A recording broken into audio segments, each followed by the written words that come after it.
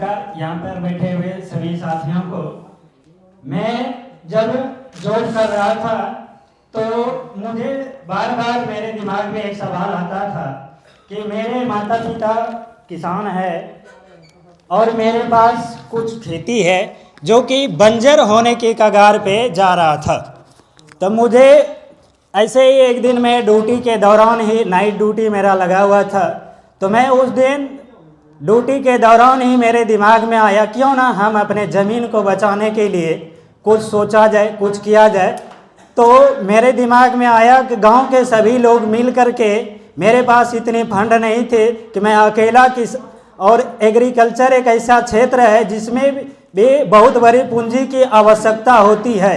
अगर इसमें सही से सुधार करना है तो मैंने ग्रामीणों को इकट्ठा किया, गांव के सभी युवाओं को समझाया, मैंने अपना प्लान बताया। तो उसमें 105 परमानेंट मेंबर सदस्य बने और प्रत्येक मेंबर अपने इच्छा अनुसार प्रत्येक माह 1000 रुपये हो, 2000 रुपये हो, 5000 रुपया हो, लाख रुपया हो, जिसको जो इच्छा हो जमा करें उस संस्था में, और उससे कलेक्ट किए गए पैसे को ग्रामीण द्वारा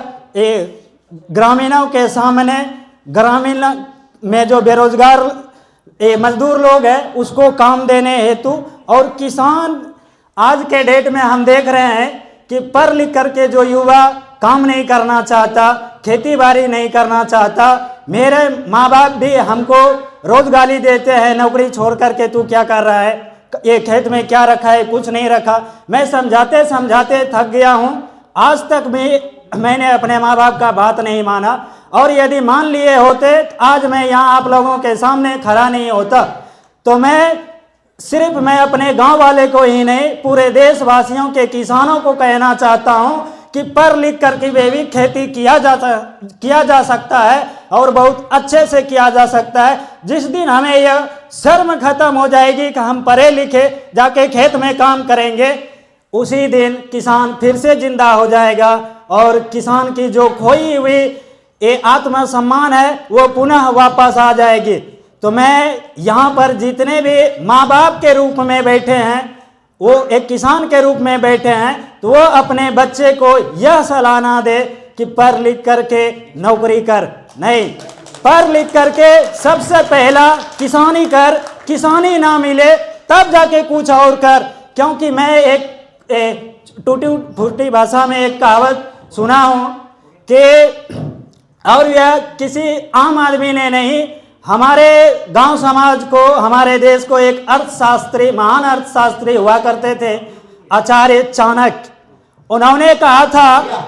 अभी आ गया, समझ आता हूँ बीच में रोकने के लिए आपको, ये कार्यक्रम का जो मॉडल है, उन्होंने यही कहा था कि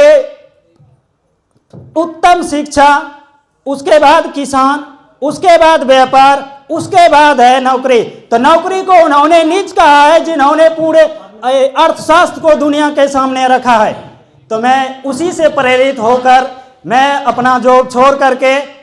पुनः किसान के रूप में आ गया हूं, और मैं अपने आप को गौरवान्वित महसूस करता हूं। इन्हीं शब्दों के साथ मैं अपना